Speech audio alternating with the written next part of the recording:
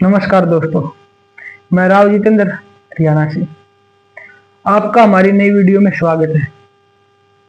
दोस्तों, हम इस वीडियो को काफी दिनों बाद लेकर आए हैं, काफी दिनों बाद आपसे मिले हैं। वो कहते हैं ना कि कुछ तो मजबूरियां रही होंगी, यूं ही कोई बेवफा नहीं होता। तो कुछ कारण थे जिस कारण हम आपके सामने नहीं आ सके। हम आशा करते हैं अगर भगवान ने सब ठीक रखा तो हमारी वीडियो आपको लगातार देखने को मिलेगी। दोस्तों, हमने पिछली वीडियो में आपसे कहा था कि आप हमसे कांटेक्ट कैसे कर सकते हैं, हमसे बातचीत कैसे कर सकते हैं और आप अपने कमेंटमेंट या अपना कोई सुझाव हमें कैसे दे सकते हैं। उसके लिए हम कुछ सोशल मीडिया का प्रयोग करेंगे, कुछ अपने प्लेटफॉर्म स्थापित करेंगे जिसके माध्यम से आप हमसे जुड़ सकते हैं। तो दोस्तों, कुछ हद तक हमने प्लेटफॉर्म को स्थापित किया है जिनका जिक्र हम इस वीडियो के अंत में करेंगे। तो बने रहिए आप हमारे साथ इस वीडियो के अंत तक। दोस्तों, कोई भी घटनाएं घटती हैं, कोई भी हमसे गलतियां होती हैं, कोई भी किस्से कहानियां होती हैं और वर्तमान में भी जो हम कर रहे हैं वो हमारे भूतकाल से जुड़ा हुआ होता है। अगर हम किसी का नाम भी रख रहे हैं, बच्चे का भी नाम रख रहे हैं, तो भी वो भूतकाल में किसी न किसी कैरेक्टर का नाम होगा जो बहुत ही पॉपुलर होगा, उसके आधार पर हम उसका नाम रखते हैं। दोस्तों, आपने नोटिस किया होगा हमारी जिंदगी में जो कार्य होते हैं, जो गलतियां होती हैं जो वर्तमान में, और जहां कभी हम किसी जगह से गुजरते हैं, चाहे वो नई जगह क्यों ना हो, हमें ऐसा अनुभव होता कि ये जगह तो हमने पहले कभी देखी हुई है या ये गलती तो हमने पहले कभी की हुई है। ऐसा ऐसा हमने कुछ किया हुआ है, देखा हुआ है, हमारे साथ ऐसा पहले हो चुका है या हम देख चुके हैं। और हम इसके लिए ऐसे मान सकते हैं कि प्रकृति हमें संदेश देती और हम उस समय उस संदेश के ऊपर ध्यान नहीं देते, और जब हम वर्तमान में वो गलती कर चुके होते हैं तब वो बात रिकॉल करते हैं। ऐसा ऐसा हमने कभी देखा था, सुना था, सपने में देखा था। दोस्तों, हम प्रकृति की और समाज की पूजा करते हैं। कुल मिलाकर हम देखें तो प्रकृति पर मनुष्य कभी हावी नहीं हुआ। जब भी मनुष्य प्रकृति पर हावी होने की कोशिश की तब तक विनाश को उसने आमंत्रित किया। प्रकृति और मानव ने मित्रवत संबंध रखने चाहिए और हम समाज से कभी ऊपर नहीं जा सकते। हमारा समाज पूरा आधुनिक होगा तो हम आधुनिकता की बात करेंगे। अगर हमारा समाज ही आधुनिक नहीं है तो हम उस समाज में रहकर आधुनिकता की बात नहीं कर सकते। मैं एक कैरेक्टर का नाम लेना चाहता हूं हमारी इस वीडियो में, उर्फी जावेद। वो तरह तरह के कपड़े पहनकर काफी जगहों पर घूमती है। वो अक्सर आपको बड़े शहरों में ही दिखाई देगी, कभी गांव में दिखाई नहीं देगी, क्योंकि उतना ग्रामीण समाज आधुनिक नहीं हुआ है जितना शहर हो चुका है, और समाज उसको एक्सेप्ट ही नहीं करता। ग्रामीण समाज उर्फी जावेद अगर गांव में घुस जाए तो गांव के कुत्ते ही उसको घुसने नहीं देंगे। कभी हम समाज और प्रकृति के ऊपर काफी लंबी वार्ता करेंगे। हम समय निकाल कर आपको समय बता देंगे, हम लाइव बातचीत करेंगे आपको से, और आप हमें कमेंट में सवाल करोगे, हम आपको उस बात का जवाब देंगे। और जो भी धर्म परंपराओं का कॉन्सेप्ट कैसे बना है, समाज कैसे विकसित हुआ है, प्रकृति और मानव का कैसा संबंध, इन सब बातों पर किस्से कहानियों के साथ आपसे बातचीत करेंगे। अब हम हमारे टॉपिक को आगे बढ़ाते हैं। दोस्तों, पिछली वीडियो में हमने सरकरी की बात देख चुके हैं, भारत पाकिस्तान की बॉर्डर लाइन देख चुके हैं, और अपनी बातों का सिलसिला हमने यहां लाकर छोड़ा था कि भारत पाकिस्तान के मध्य दोस्ती क्यों नहीं है। जब भी वहां डेमोक्रेसी आती है तो वो पड़ोसी देशों से दोस्ती क्यों नहीं कर पाता, उनके साथ संबंध अच्छे क्यों नहीं कर पाता, इस पर लाकर हमने छोड़ा था। तो दोस्तों, हमने आपको बताया था कि वहां पर सैनिक शासन ज्यादा रहा है, और जब कोई डेमोक्रेसी आती है तो वहां पर जो भी वहां सत्ता में होता है प्रधानमंत्री, वो देश से ज्यादा अपनी कुर्सी को बचाने में लगा होता है। जनता जाए बाढ़ में, और वो जनता के लिए भी कुछ नहीं करता, उसमें नैतिकता का भी अभाव होता है और व्यक्तिवादिता ज्यादा होती है। एक बार अगर हम पाकिस्तान का क्षेत्र देख लें कि पाकिस्तान कितने एरिया में सिमटा हुआ, कि कौन सा क्षेत्र आता है, तो सबसे पहले हम सिंध क्षेत्र की बातें करते हैं। जो सिंध क्षेत्र वही क्षेत्र है जो हमारे गुजरात और राजस्थान के लगता हुआ है, जिस पर सरकारी विवाद हमने पढ़ा था, वो सिंध क्षेत्र है। अगर हम उसको पश्चिम की ओर चले, उससे पार करें, जैसे सिंध क्षेत्र खत्म होता है बलूचिस्तान आता है। वही बलूचिस्तान जो पाकिस्तान से अलग होने की मांग कर रहा है। आपने थोड़े दिन पहले न्यूज में खबर में सुना होगा कि बलूच लोगों ने पाकिस्तान की ट्रेन को हाईजैक किया है और सेना काफी समय बाद में सेना ने उस बलूच के लोगों से अपनी ट्रेन को छुटवाया था। वो बलूच आज उसके हालात ऐसे हैं, पाकिस्तान की सेना ने, पाकिस्तान के लोगों ने उस पर विकास के ऊपर ध्यान नहीं दिया और उस जनता के ऊपर इतना अत्याचार किया कि वर्तमान में वो उनसे अलग होने की मांग कर रही है। हम बलूच से आगे पंजाब का जिक्र करते हैं। पंजाब, पाकिस्तान का पंजाब, जो हमारे पंजाब के जो लगता क्षेत्र है, बॉर्डर एरिया पाकिस्तान का, वही पंजाब पाकिस्तान का पंजाब है, जिसमें लाहौर वगैरह आता है। उसके बाद में एक क्षेत्र है खैबर पख्तूनिया।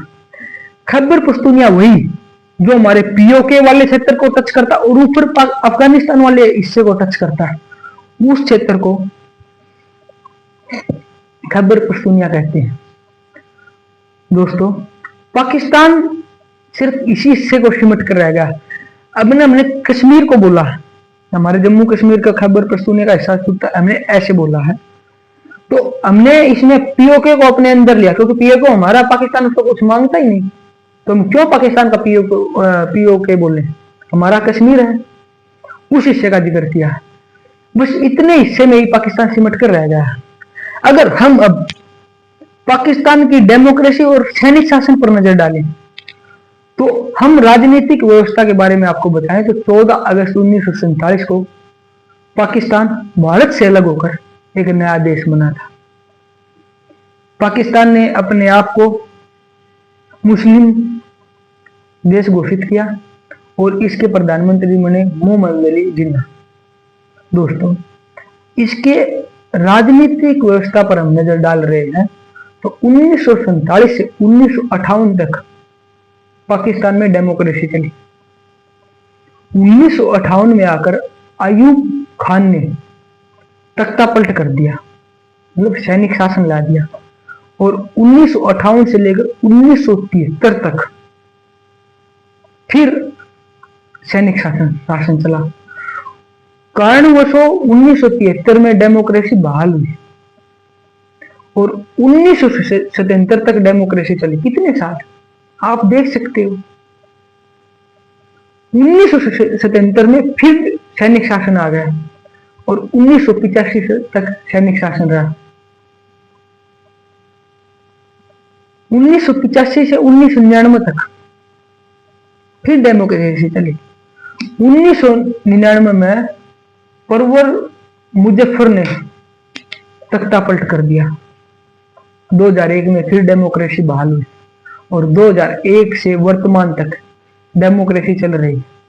देखिए, जैसे जनता आधुनिक होगी, जनता पढ़े लिखेगी, जनता अपनी तार्किक सोच से सोचेगी, मनोवैज्ञानिक भाव उसमें उत्पन्न होगा, तब वो धर्म से ऊपर उठकर धर्म में जो गलत बातें हैं, लोगों ने गलत रूप से उसको प्रकट किया हुआ है, उन बातों को छोड़कर और तार्किक रूप से फैसले लेगी।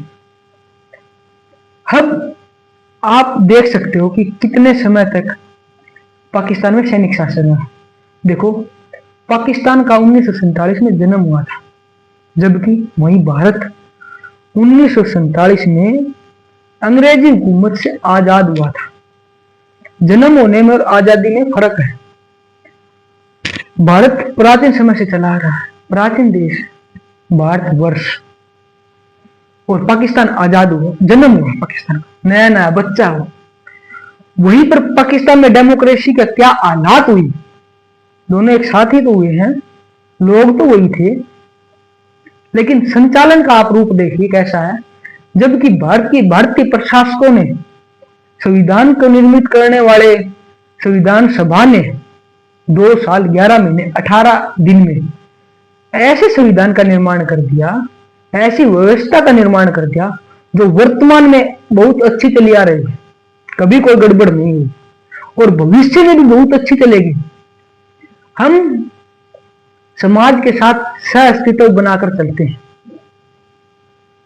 समान नागरिक संहिता हमारे संविधान में है, वो आज तक पूरे भारत में लागू नहीं है। अभी हिमाचल प्रदेश ने समान नागरिक संहिता लागू की है, बिल वगैरह पेश हुए, पास हो चुके हैं, वहां पर समान नागरिक संहिता लागू होगी, मतलब कि समान नागरिक। और पूरे भारत में अभी ये लागू नहीं हुई, अभी जिक्र चल रहा है कि पूरे भारत में लागू कर देना चाहिए, लेकिन हमारे संविधान में वो है। लेकिन उस समय हम लागू क्यों नहीं कर पाए? क्योंकि समाज इतना विकसित नहीं हुआ था। अब समाज इतना विकसित होने लगा है कि हम उस बात में सह अस्तित्व बना सकें। और ऐसे ही हमारा देश अच्छे प्रशासकों की वजह से हम संविधान में संशोधन करके समाज के अनुरूप बनाकर चलते हैं, तो हमारी एक व्यवस्था, समाज की व्यवस्था, देश की व्यवस्था, राष्ट्रीयता का भाव बहुत उच्च स्तर तक पहुंच चुका है। अब हम इस बात पर गौर करेंगे। पिछली वीडियो में हम आपको बताया था कि राजा और सेनापति में फर्क होता है। सेनापति ट्रेंड इस बिहाव पे किया हुआ होता है कि उसने लड़ाई करनी होती है, जंग के मैदान में उसकी क्या रणनीति होगी, कैसे वो जंग को जीत सकेगा। और राजा मतलब कोई भी प्रधानमंत्री, राजा का परिप्रेक्ष्य ऐसे नहीं है कि राजतंत्र है, वर्तमान में प्रजातंत्र है, संविधान का तंत्र है और देश की जनता के द्वारा जनता पर शासन किया जा रहा है, डेमोक्रेसी। लेकिन सैनिक की मनोवृत्ति कुछ अलग होती है, उसका एटीट्यूड कुछ अलग होता है। अब आप नजर मारो कि जब जब भारत पाकिस्तान युद्ध हुआ तब तक वहां किसका शासन था? 1948 में जब पहला भारत पाकिस्तान युद्ध हुआ तब पाकिस्तान नया नया जन्म लिया था। वो कवायत है, देखो कवायत होती है समाज में, वो किसी धर्म को, किसी जाति को संबोधित नहीं करती, वो एक कहने की बात होती, लेकिन उसका भाव कुछ अलग होता जो देहात में चलता रहा। वो कहते नहीं कि काल की मुसलमान ने अल्लाह अल्लाह पुकारा है। तो नया नया पाकिस्तान का जन्म हुआ है, उसने पंगे लिए कश्मीर के राजा हरि सिंह के साथ। कबीलाइयों के रूप में वो पाकिस्तान की सेना पहनकर आई और उसने कश्मीर के राजा के ऊपर हमला किया और उस समय कश्मीर का 54% एरिया अपने अंडर में ले लिया। उसके बाद कश्मीर का भारत में विलय होता है और भारतीय सेना ने एंट्री करती है। जैसी भारतीय सेना ने एंट्री करी, पाकिस्तानी सेना का चक्का जाम कर दिया और वही 54% पर रोक दिया गया। अब जो पीओके वाला एरिया है वो पाकिस्तान ने 1948 में राजा हरि सिंह से लिया, न कि भारत से लिया। और 1948 के बाद में 1965 में भारत पाकिस्तान का फिर युद्ध हुआ। उस समय अयूब खान एक सैनिक था, उसके द्वारा तख्ता पलट किया हुआ था और सैनिक शासन था। 1971 का युद्ध पाकिस्तान में सैनिक शासन, 1999 का युद्ध पाकिस्तान में सैनिक शासन। जब जब भी सैनिक शासन होगा किसी भी देश में हो, तब तब वो देश अपनी ग्रोथ रेट के ऊपर ध्यान न देकर किसी ना किसी देश के साथ युद्ध में उलझा हुआ होगा या अपने देश के नागरिकों के साथ युद्ध में उलझा हुआ होगा। वो लोक कल्याण की बातें नहीं करेगा। इसलिए डेमोक्रेसी में डेमोक्रेटिक तरीके से कोई ऐसा व्यक्ति चुना जाए जो देश के विकास पर बल दे। अब म्यांमार की बात करें, म्यांमार में सैनिक शासन लगा हुआ, वह जुंटा, जो सैनिक शासन उसको जुंटा बोलते हैं। जब म्यांमार की कहानी आएगी तो हम आपको बताएंगे म्यांमार के बारे में कि जुंटा क्या है, किन किन आतंकी ग्रुपों से वो कनेक्टेड है, किन किन से वो लड़ रहा है, और वहां डेमोक्रेसी क्यों नहीं है। जब म्यांमार के हिस्से में जाएंगे तब हम आपसे उससे विस्तृत बातें करेंगे। जुंटा पाकिस्तान और भारत के रिश्तों में सुधार इसलिए भी नहीं आ पाया क्योंकि एक तो पाकिस्तान में जो भी प्रधानमंत्री बना है वो जनता के साथ न्याय करने से ज्यादा अपनी कुर्सी की फिक्र करता है, और सैनिक शासन तो कभी भी फ्यूचर में आप देख लेना, और भविष्य में आप देख लेना, और भूतकाल में आप देख रहे होंगे, कभी भी लोक कल्याण के कार्य नहीं किए सैनिक शासन जिस भी देश में लगाओ, किसी भी देश में लगाओ। एक मैं सिर्फ पाकिस्तान और म्यांमार की बातें नहीं कर रहा, इतिहास उठाकर देख लीजिए आप।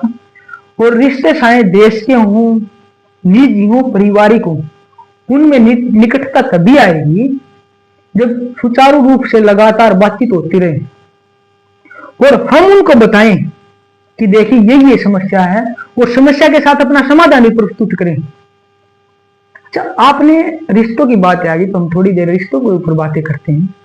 आपने ये सुना होगा कि अक्सर लोगों से कि आप अपनी मंजिल के ऊपर ध्यान दीजिए, जो रिश्ते छूट जाते हैं उनको छूटने दीजिए। जब आप मंजिल के ऊपर पहुंच जाएंगे तो आपको वो सभी रिश्ते मिल जाएंगे। आपका इसके ऊपर क्या नजरिया है? क्या वो सभी रिश्ते वहां पर हमें मिल जाते हैं? अगर आप मेरा नजरिया इसके ऊपर पूछे तो मेरा इसके ऊपर ये नजरिया है कि नहीं, वो रिश्ते हमें कभी नहीं मिल पाते।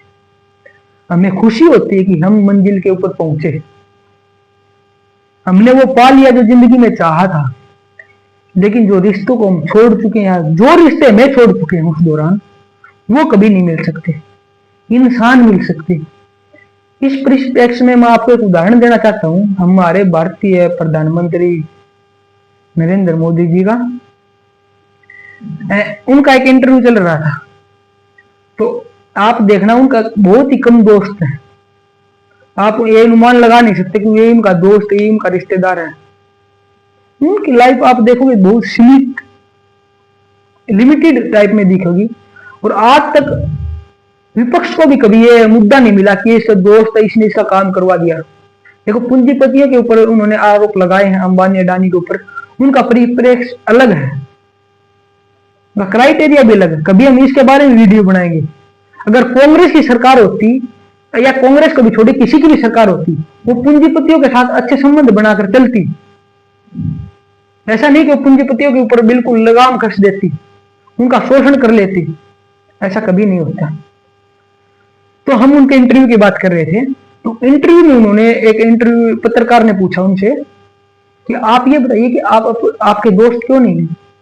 तो उन्होंने बहुत अच्छा जवाब दिया कि देखिए, जब वो मुख्यमंत्री थे तो उन्होंने बताया कि उन्होंने अपने सभी दोस्तों को इनवाइट किया जो उनके साथ पढ़ते थे। बोला कि खाने पीने के जब हमारी बातचीत होने लगी, खाने डिनर के टाइम, तो वो मुझ में मुख्यमंत्री ढूंढ रहे थे और मैं उनमें दोस्त ढूंढ रहा था। तो यानी वो लोग तो मिल गए, उसको इंसान तो मिल गए, लेकिन वो रिश्ते नहीं मिले जो दोस्ती के थे। दोस्तों, आपने एक सुना होगा कि अपने रिश्तों को समय देना चाहिए। अक्सर बिना पानी की फसल सूख जाती है। आप सफर में चल रहे हो, जितने आपके साथ रिश्ते जुड़े हुए हैं, ज्यादा भार मत उठाइए रिश्तों का। मंजिल पाना भी जरूरी है, बिना रिश्तों के खोए हुए, और मंजिल पाई जा सकती है। रिश्तों का भार मत उठाकर चलिए, लिमिटेड रिश्ते लेकर चलिए, जिनके साथ आप कभी खोना नहीं चाहते, और जिनके साथ आपको बात करके अच्छा लगता है। और सफर में नए रिश्ते मत बनाइए, जो हमारे साथ हैं अच्छा चल रहे हैं। और हमने आपसे कहा था कि ये बातें काफी गहरी होगी। हमने आपसे कहा था कि वीडियो के अंत में हम आपको बताएंगे कि आप हमसे बातें कैसे कर सकते हो। आप अपने सवाल, कमिटमेंट, सुझाव या अपने तर्क हमें कैसे दे सकते हो। दोस्तों, हमारा फेसबुक पर पेज है, वो हमारे चैनल के नाम पर वर्ल्ड टॉक हब। उस पर जाकर आप अपने सुझाव दे सकते हैं, अपने सवाल कर सकते हैं, और आपकी कोई भी समस्या हो, आप अपनी समस्या हमसे जाहिर कर सकते हैं।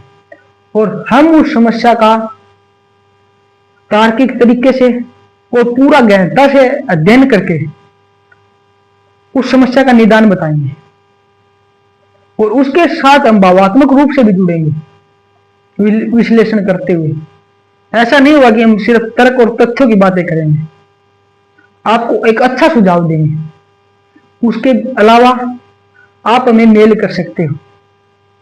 मेल हमारी worldtalkhub@gmail.com और दोनों के लिंक मैं आप इस वीडियो के डिस्क्रिप्शन बॉक्स में मैं डाल दूंगा।